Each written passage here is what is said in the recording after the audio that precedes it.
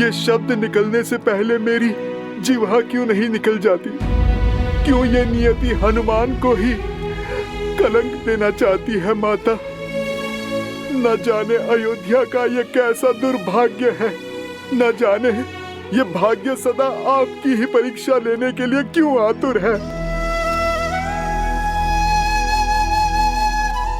बस इतनी सी बात, इसमें रोने की क्या आवश्यकता है? परीक्षा तो मेरी नियति में लिखी है, और जो नियति में लिखा है वो तो होना ही है। तुम बस प्रसन्न रहो। सूर्य वंश में सुख का सूर्य चमक रहा है, सब शुभ हो रहा है हनुमान। कुछ शुभ नहीं हो रहा है माता। जो उचित था वो भी अनुचित हो गया। आज तक राम काज के सुख और संतुष्टि की अनुभूति की है इस सेवक ने माता, किंतु आज ये राम काज पाप सा प्रतीत हो रहा है मुझे माता। हनुमान हो तो राम काज में कोई बाधा नहीं आनी चाहिए। कहो हनुमान, श्री राम ने तुम्हें क्या कार्य सौंपा है?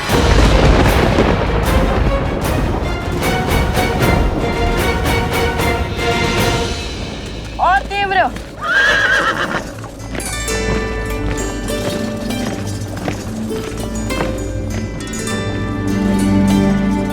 कुश, क्या हुआ?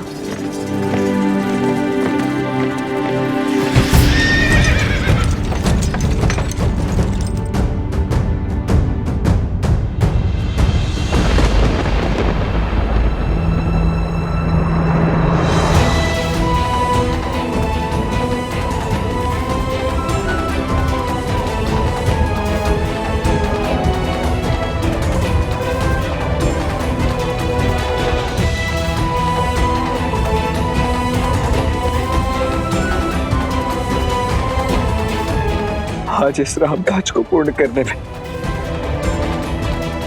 प्रभु एक भक्त की सहायता अयोध्यापति श्री राम के ये दो भाई लक्ष्मण और भरत करेंगे। भाभी मां,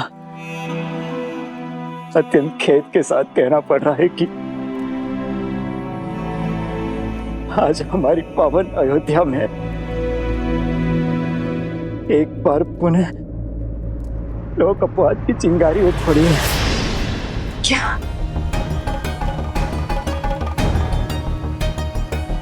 अपनी सुचिता की परीक्षा तो महारानी देवी सीता को देनी ही होगी महाराज। उन्हें अग्नि की कसौटी पर खरा उतरना ही होगा। केवल एक तुच्छ प्रश्न का उत्तर दे दें आप कि देवी सीता ने ऐसा क्या सिद्ध कर दिया महाराज कि वो पवित्र मान ली गई? यही कि हमें देवी सीता की पवित्रता का प्रमाण चाहिए। ये कैसे सिद्ध हो कि लव और कुश श्री राम के पुत्र हैं? श्री रामचंद्र कृपालु भजु मन हरण भव भय दारुणम नव कंज लोचन कंज मुख कर कंज पद कंजारुणम।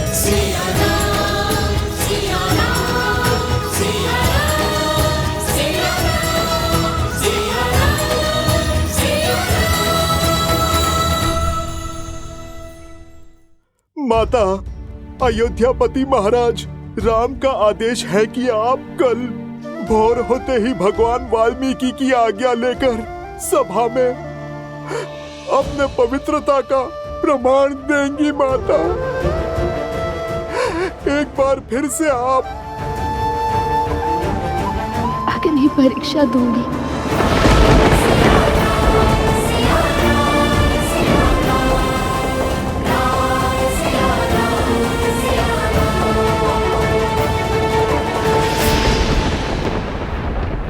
निकालो जोर से, और जोर लगाओ। कुश, इतना शांत क्यों है? ये उचित नहीं है। कुश, आप आगे बढ़ने की तैयारी कीजिए, मैं कुछ को संभालता हूँ। उचित है।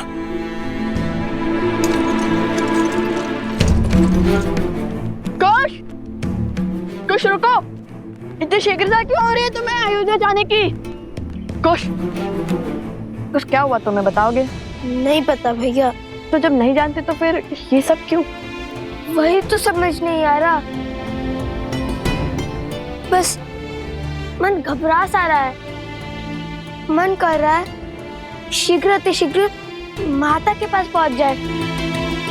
लगता है अवश्य हमारी माता किसी संकट में है। शांत हो जाओ कुश, सूर्य ढलने को है।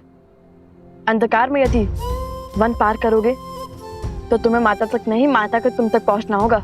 कई बार जब हमारे स्वप्न सत्य में पूर्ण होने लगते हैं तो मन में भय का भाव उत्पन्न होने लगता है, बिल्कुल वैसे ही जैसे भोर होने से पहले अंधकार तीव्र हो जाता है और तुम्हारा मन भी उसी भाव से भरा है। खुश, मेरी बात मानो, सहज हो जाओ।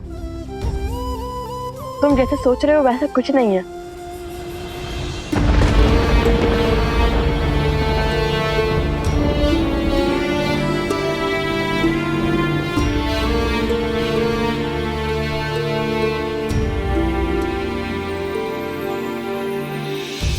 बदली पवन बदली मन धारा, बुरी सोच का खेल है सारा।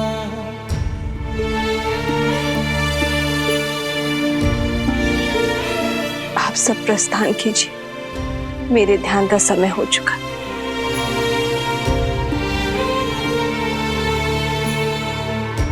छूटा ना वनवास ये पूरा, मर्यादा का समर अधूरा।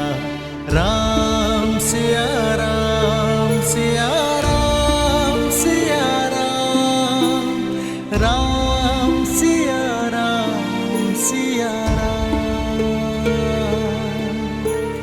कैसे करे भापार ये राम, राम सिया राम सिया राम, सिया राम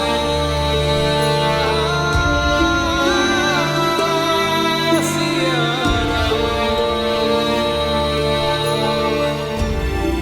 राम, ये कैसा आदेश है, कैसा अनर्थ है, कैसा पाप है। शांत हो जाइए दीदी, तनिक धीरज धरिए। धीरज ही तो धरती आई हूँ। पहले 14 वर्षों का वियोग सा, फिर 12 वर्षों तक अपनी सीता से दूर रही, और अब जब जीवन में बसंत ने द्वार खटखटाया तो न जाने कैसा अंधकार छा रहा।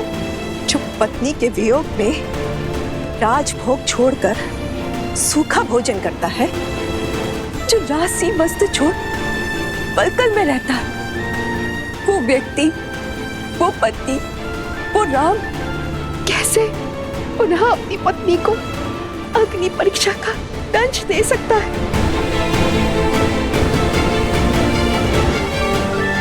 पुत्र, सीता किसी कसौटी पर परीक्षा नहीं देगी। कह दो, उसे अपनी पवित्रता का प्रमाण नहीं देना होगा।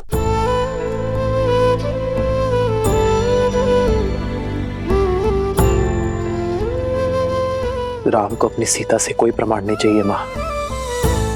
मुझे अपनी सीता के प्रेम पर, उसके त्याग पर, उसके समर्पण पर पूरा विश्वास है, और मेरी सीता को मेरे निर्णय पर। किंतु अयोध्या की महारानी होने के नाते उसे प्रजा की कसौटी पर खरा उतरना होगा ना।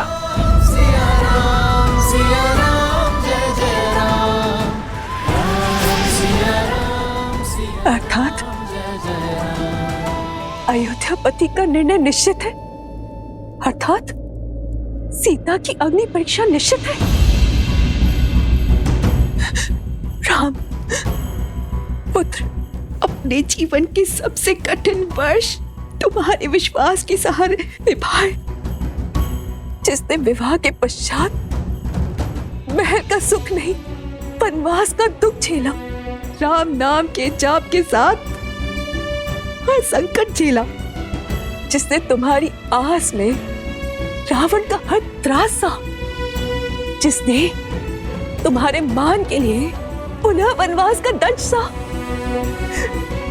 रघुकुल के हंसों को अकेले पाला, तुम उस सीता के प्रेम और उसके समर्पण की परीक्षा लोगे।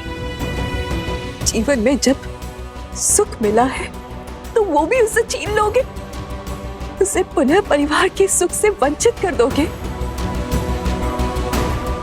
उसके साथ खड़े होने के स्थान पर उसके ऊपर प्रश्न करने वालों के साथ खड़े होगे।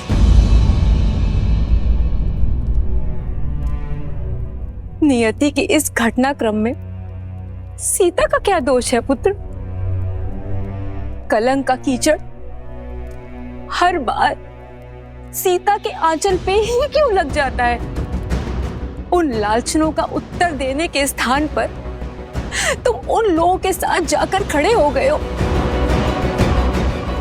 जो सीता पर प्रश्न उठा रहे हैं। क्यों पुत्र, क्यों क्यों?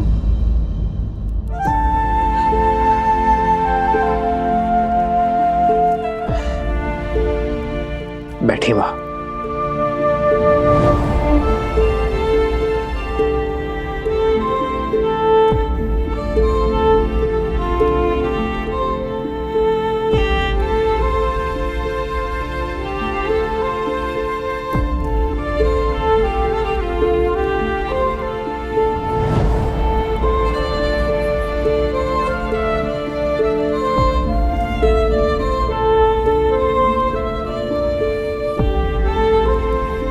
राजा राम के पग में राजधर्म की बेड़ियां लगी है मां।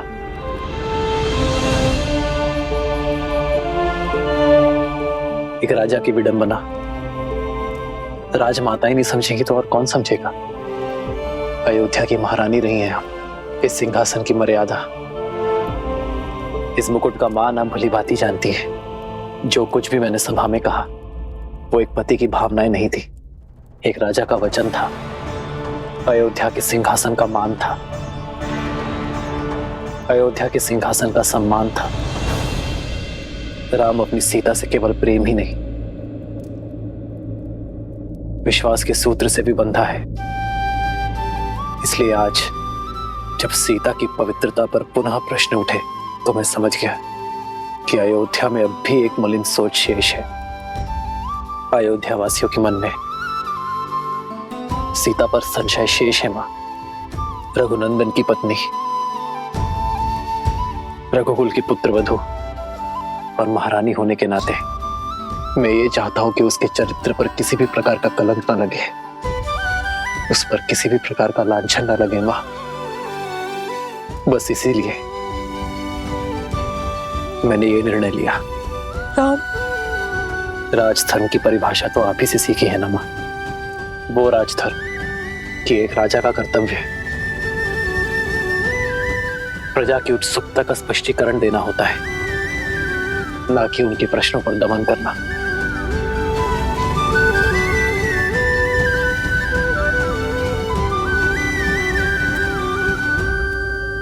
आज हर प्रश्न का केवल एक ही उत्तर है मां, अग्नि परीक्षा।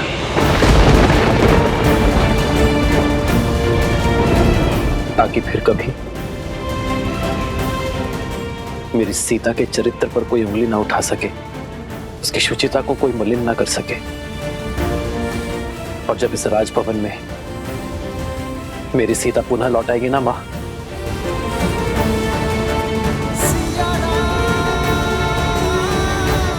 तो उसे सबसे पहले उपहार मैं दूंगा। ज्ञात है मां, ये वही दुर्लभ पुष्प से बने कंगन है जो वनवास में मैं सीता के लिए बनाया करता था। इसे देखकर उसे वही सुंदर क्षण स्मरण हो जाएंगे जो हमने प्रकृति की गोद में संसार से दूर बिताए थे। और यदि इस बार सीता टूटी तो यदि इस बार सीता स्वयं को समेट नहीं पाई तो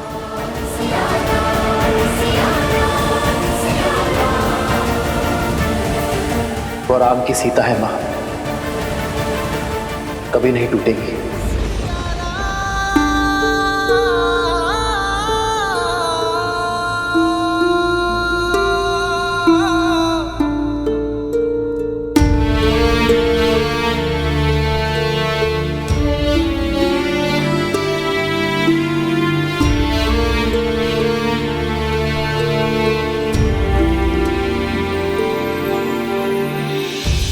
राम सिया का अद्भुत बंधन त्याग से करते पाप का मर्दन, जग का जय फिर अग्नि परीक्षा, सिया देश दिए रघुनंदन, बिखरे राम है पीड़िता सीता, कैसे धर्म का युद्ध जाए जीता, नारी दे क्यों हर बलिदान, कब होगा ये रोग निदान, नारी दे क्यों हर बलिदान, कब होगा ये रोग निदान। सिया राम,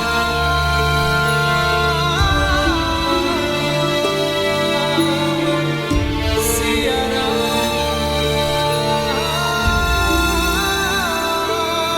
सिया राम। ये सत्य जान के न जाने लवकुश पर क्या बीतेगी।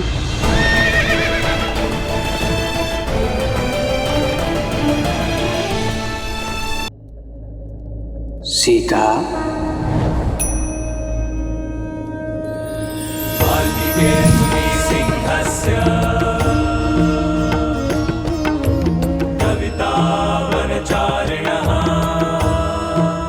प्रणाम भगवान वाल्मीकि। श्री राम के आदेश के पीछे का कारण समझती हूँ मैं ऋषिवर। महाधर्म के अनुसार प्रजा राजा की सबसे पहली प्राथमिकता होती है और उन्होंने उसी धर्म का पालन किया है। मुझे अपने श्री राम पर पूर्ण विश्वास है, परंतु आज मन की शांति अशांति में बदल रही है। भगवान, मेरे हृदय में अनगिनत प्रश्न उठ रहे हैं। हे भगवान, मुझे इस दुविधा का हल बताइए, मेरा मार्गदर्शन कीजिए। नियति के इस लेख, भाग्य के इस मोड़, जीवन के इस क्षण में मुझे क्या करना चाहिए, बताइए भगवान। ये मैं नहीं बता सकता सीता। ये जीवन तुम्हारा था, यात्रा तुम्हारी, इस पथ का चयन भी स्वयं तुम्ही ने किया था, इसलिए इसका निर्णय भी केवल तुम्हारा ही होगा। ये समय, ये स्थिति, ये घड़ी विकट है, परंतु इस दुविधा से स्वयं तुम्हें ही पार पाना होगा सीता। एक महारानी का धर्म अपने सिंहासन की मान मर्यादा रखने की गुहार करता है। ये धर्म परीक्षा को उचित ठहराता है, तो दे दो परीक्षा, कर दो स्वयं को पवित्र सिद्ध, रोक दो स्वयं पर उठने वाले हर प्रश्न को। और एक पत्नी का धर्म कहता है कि सदैव पति के निर्णय का समर्थन करो। उसके नाते तुम्हें पवित्र सिद्ध करने के इस संघर्ष में तुम्हें अपने पति की सहायक बनना होगा, बाधा नहीं। किंतु आज मैं यहाँ न एक पत्नी के लिए आया हूँ, ना महारानी के लिए। मैं तो केवल एक स्त्री के लिए आया हूँ, सीता के लिए आया हूँ।